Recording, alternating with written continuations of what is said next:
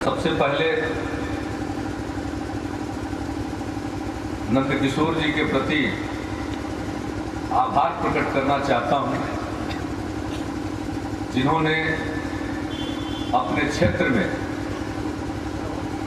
आयोजित इस कार्यक्रम में निमंत्रित किया। पिछले वर्ष भी आने का मौका मिला था, लेकिन जहां तक मुझको स्मरण है शुरू में आए थे 2006 के फरवरी में, और इस बार 2007 के आखिरी महीने में आए। पिछली बार भी विकास के कई कार्यक्रमों के शिलान्यास के सिलसिले में आए थे, और आज भी उसी में एक और कड़ी जोड़ने के लिए फिर इन्होंने मुझको बुलाया है। बीच में भी पटना सिटी में आने का मौका मिला था और कई विकास की योजनाओं पर चर्चा हुई थी। ये तो पटना सिटी आना जाना लगा रहता है।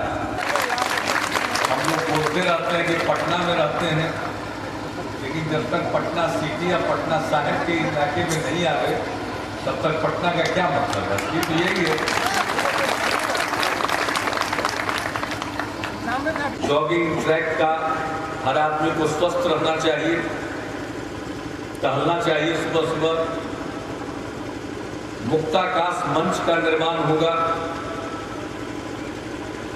कार पार्किंग की व्यवस्था होगी, प्लाजा कैफे का, फिर टॉयलेट्स वगैरह का निर्माण होगा। इस पूरे स्थल का विकास होगा और दूसरे जरूरी काम होंगे, और इसके साथ साथ ऑडिटोरियम सह सामुदायिक भवन का निर्माण होगा। ये पटना सिटी इलाके के लिए बहुत जरूरी योजना है, और यहाँ की जरूरत को ध्यान में रखते हुए निर्णय लिया गया। तो आज इसके लिए मैं आप सबको अपनी शुभकामनाएं देता हूँ, और मैं उन लोगों को धन्यवाद देता हूँ जिन्होंने आज के अवसर पर पहले जो काम सिटी के इलाके के लिए हुए या बिहार का कुछ ऐसा काम जिसके चलते सिटी इलाके में लोगों को प्रसन्नता हुई, उस काम को उन्होंने माना कि अच्छा काम हुआ है, और उसके लिए लोगों ने यहाँ मुझको धन्यवाद दिया। और धन्यवाद देने के प्रतीक के तौर पर किसी ने फूल दिया, किसी ने चादर दिया। मैं उन सब लोगों को धन्यवाद देता हूं। आजकल ये सब होता नहीं, जो काम हो गया उसको तो लोग मान लेते हैं कि हो गया, और जो नहीं हुआ उसी के लिए संघर्ष जारी रखते हैं। तो कम से कम पटना सिटी में अगर नंदकिशोर जी आगे की योजनाओं को भी रख रहे हैं, अब नंदकिशोर जी ताकतवर मंत्री हैं, हम ही से मांग करते हैं, बताइए। लेकिन मांग तो लोग कर देते हैं, पुरानी बात को भूल जाते हैं। ये अच्छा किया है अपने सिटी, और नंदकिशोर जी एनडीए के कन्वीनर है, हमको कहेंगे कि इसी कानून और व्यवस्था की स्थिति सुधरी। लोगों के मन में डर समाया रहता है, आज लोगों के मन से डर निकल गया और इसको अभिव्यक्त कर रहे हैं, और इसके लिए हमारी सरकार को बधाई दे रहे हैं, धन्यवाद दे रहे हैं। तो मैं उनका अभिनंदन करना चाहता हूं। घटना तो सब जगह घटते रहती है, अमेरिका में नहीं होता है क्या? बाहर से राइफल का नोक और बंदूक का नोक रखते, यहाँ तक कि मोटरसाइकिलों पर चल रहा है, कंधा में राइफल लटका है। आजकल कहीं दृश्य दिखाई पड़ता है? ये कोई दृश्य दिखाई नहीं पड़ता। लोगों को आतंकित करने के लिए लोग इस प्रकार के तत्व घूमते थे, लोग डरे रहते थे, सहमे रहते थे। ये पटना सिटी कारोबार की जगह है, कितने कारोबारियों ने अपना कारोबार समेट लिया मजबूरी में और लोग बाहर चले जाने को विवश हुए। आज हालात बदल गए हैं, लोगों के मन से डर निकल गया है। सिटी की सड़कों पर देखिए या चल करके पटना में, आपके नए पटना के इलाकों में जहां बाजार है, जहां रेस्तरां है, जहां लोगों के आने जाने की जगह है, वहां चल करके देखिए लोग देर शाम तक, रात तक 10 बजे 11 बजे आराम से परिवार के साथ घूम फिर रहे हैं। किसी रेस्टोरेंट में चले जाइए, खाने वाली जगह जिसको हम लोग बोलचाल की भाषा में होटल बोल देते हैं, वहां चले जाइए, लाइन लगा हुआ। यानी इस प्रकार का वातावरण, जितना पर्व त्योहार हुआ, भारी संख्या में लोग सड़कों पर निकले निर्भय होकर के, तो लोगों के मन से डर निकला। और ये हमारी सबसे बड़ी उपलब्धि है कि लोगों के मन से हमारी सरकार ने भय निकाल दिया और जो अपराध करने वाले लोग हैं उन पर कार्रवाई होती है। कोई भी हो, बिना किसी भेदभाव के, बिना किसी राग द्वेष के, बिना किसी पक्षपात के, उन पर कार्रवाई हो। और यही है लोगों के मन से डर निकलने का कारण। और हमसे किसी ने पूछा 2 साल पूरा होने पर, तो मैंने कहा कि भाई मैं तो राजधर्म का पालन करूंगा, इसका नतीजा चाहे जो भी हो, तो हम राजधर्म का पालन करेंगे, जनता के हर वर्ग के साथ न्याय करेंगे और उनके उत्थान के लिए काम करेंगे। और इस बिहार में कानून और व्यवस्था की स्थिति हर सूरत हाल में दुरुस्त रखेंगे। अब इसका अंजाम चाहे जो हो। बहुत लोग बौखलाहट में रहते हैं, क्या करें? हम बहुत बात नहीं बोलते हैं, आजकल मेरे ऊपर ही आरोप लगता है, बोलता काहे नहीं, चुप काहे रहता, कोई बक बक बोलता रहता है और हम कुछ नहीं बोलते हैं तो लोग एतराज करते हैं कि बोलता क्या नहीं। अरे हम बोले क्या है, हम जुबान से नहीं बोलते, हमारा काम बोलता है। सड़क बनेगी तो सब देखेंगे, हमारा काम बोलेगा। अब पटना सिटी में इतने दिन से स्टेडियम की मांग हो रही है, बन जाएगा तो काम बोलेगा। ऑडिटोरियम बन जाएगा तो काम बोलेगा। कोई भी चीज जो विकास की योजना है और कोई मामूली नहीं है, 132 करोड़ रुपए की योजना पटना सिटी के लिए इतने कम समय में मंजूर हो गई और उस पर क्रियान्वयन हो रहा है। विधायक फंड के अलावे, नंदकिशोर जी का जो विधायक फंड है उसके अलावे राज्य सरकार की तरफ से, राज्य सरकार के पहल पर यह काम हो। ऐसा ही काम सब जगह होगा, यहाँ थोड़ा ज्यादा हो रहा, स्वाभाविक है। नंदकिशोर जी का क्षेत्र है, आप पटना, असली पटना है, आपको ज्यादा पटना है, तो अभी तो और हम लोग करें, बात थोड़ी आवेगी विकास का काम करें, पूरा विकास होगा। सड़क, अभी एक लड़की वहां से एप्लीकेशन अब चल पड़ा, स्कूल में पढ़ाई शुरू हो गई, जल्ला तो भाई हम लोग को काम करते। तो बहुत लोग बोलते रहते हैं, बोली से तूफान लाते रहते हैं, और हम तो भाई काम करें। और जितनी ताकत आपने दी है, ये काम करने के लिए ताकत दी, ये वक्त बर्बाद करने के लिए ताकत नहीं दी, ये किसी से वाक युद्ध में उलझ करके समय बर्बाद करने के लिए ताकत हमको नहीं मिली। समय ज्यादा नहीं रहता, 5 साल बीतने में देर क्या लगता है साहब, 2 साल बीत गए, लेकिन हमने वक्त बर्बाद नहीं किया, वक्त को काम में बिताया। कितनी बड़ी बड़ी चुनौतियां आई, अभी बिहार में इतने बड़े पैमाने पर बाढ़ आई, 21 जिले प्रभावित हुए, 2.5 करोड़ लोग परेशान थे, लेकिन उनकी परेशानी को दूर करने की हम लोगों ने कोशिश की, उनकी परेशानी को कम करने की कोशिश की। और हमारे कोशिश का प्रतिफल है कि आज तक इतने बड़े पैमाने पर और इतना बढ़िया ढंग से और पारदर्शी ढंग से रिलीफ नहीं बांटा गया था जितना अभी बांटा गया। आज आए किसानों को उनके फसल बर्बाद होने के कारण अगली फसल की तैयारी के लिए राहत दी गई है, ये पहली बार हुआ। बाढ़ पीड़ित इलाकों में 1-1 क्विंटल अनाज बांटा गया, ये पहली बार हुआ। बाढ़ पीड़ित इलाकों में 25 किलो का आवंटन होता था, 16-17 किलो अगर मिल जाए तो बड़ी भारी कृपा, और वो भी दिसंबर महीना में शुरू होता था। आज तो ठीक जिस समय बाढ़ थी, हर प्रकार की परेशानी के बावजूद लोगों तक काम किया। ये बड़ी चुनौती है और उस चुनौती को भी हमने अवसर में तब्दील किया। पंचायती राज संस्थाएं, नगर निकाय के से जुड़े हुए लोग, हमारे सरकारी अधिकारी कर्मचारी, एक एक जगह पर एक एक प्रभारी मंत्री वहां बैठे जो सब, तो फिर बिहारियों का कोई मुकाबला कर सकता? कोई मुकाबला नहीं कर सकता।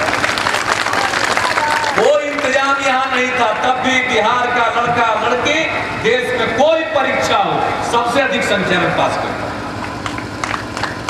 अगर यहाँ पर इंतजाम हम ठीक कर दे, उनके स्वास्थ्य की चिंता करें, उनके पढ़ाई की चिंता करें, तो बिहार का कोई मुकाबला कर सकता है? बिहार पिछड़ा रहे, बिहार सबसे आगे बढ़ेगा। तो वही काम करने के लिए आप लोगों ने हमको चुना।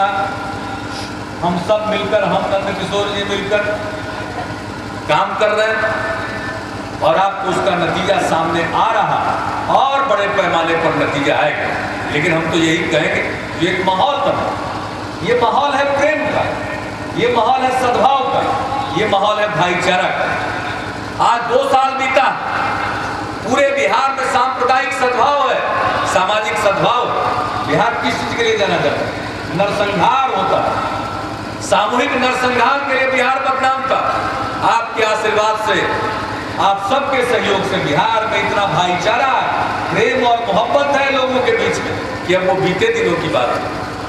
सांप्रदायिक सद्भाव है, हिंदू मुस्लिम एकता का माहौल है। हम आपसे यही हाथ जोड़कर प्रार्थना करेंगे कि हम विकास करेंगे और विकास आपको और दिखेगा। लेकिन एक ही करबद्ध प्रार्थना है कि समाज में सामाजिक सद्भाव रहे, सांप्रदायिक सद्भाव रहे, हिंदू मुस्लिम एकता, विभिन्न जातियों के बीच में प्रेम और भाईचारा का माहौल, तो बिहार बहुत आगे जाएगा, इतना आगे जाएगा जिसकी आज आप कल्पना नहीं। बोरिंग कराया जाएगा, तुलसी मंडी सहित अन्य बोरिंग को शीघ्र चालू कराया जाएगा। जो पन्नालाल भरतिया महिला महाविद्यालय है, जिसके बारे में बच्ची बोली, आनंद किशोर जी भी बोले, उसका भी समुचित विकास किया जाएगा। उसकी क्या समस्या, इसका उन्होंने उल्लेख किया है, उसका भी रास्ता हम लोग निकालेंगे। खाजे कला घाट का भी विकास किया जाएगा, उसके लिए भी जो धनराशि की जरूरत होगी उसका भी आवंटन किया जाएगा। इसलिए हमने ट्रैफिक एसपी को यही बुलाया था और आज ही कह दिया है, मारूफगंज में, सिटी चौक में, खाजे कला, पश्चिम दरवाजा, गाय घाट, इन सभी स्थानों पर यातायात पुलिस का इंतजाम किया जाएगा। यातायात अब 3-4 काम हो गया है तो सबका नामकरण भी हो जाना चाहिए।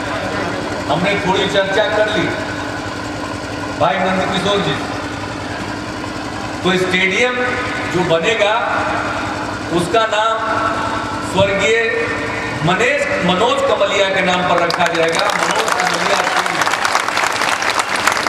सामुदायिक भवन का जो निर्माण हो रहा है उसका नाम होगा स्वर्गीय रामदेव महतो जी के नाम पर, स्वर्गीय रामदेव महतो सामुदायिक भवन।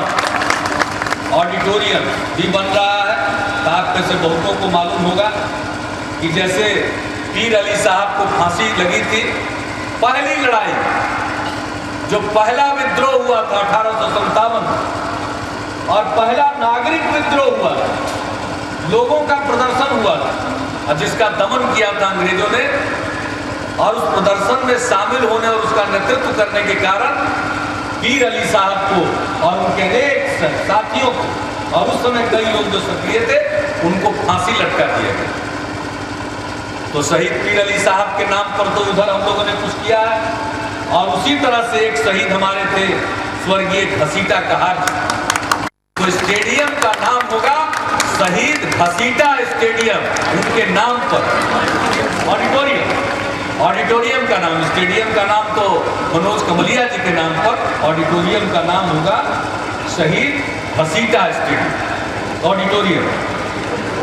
और ओपन एयर थिएटर कई काम हो गया है। ओपन एयर थिएटर का नाम पड़ेगा स्वर्गीय Pannalal Yadav open air theatre.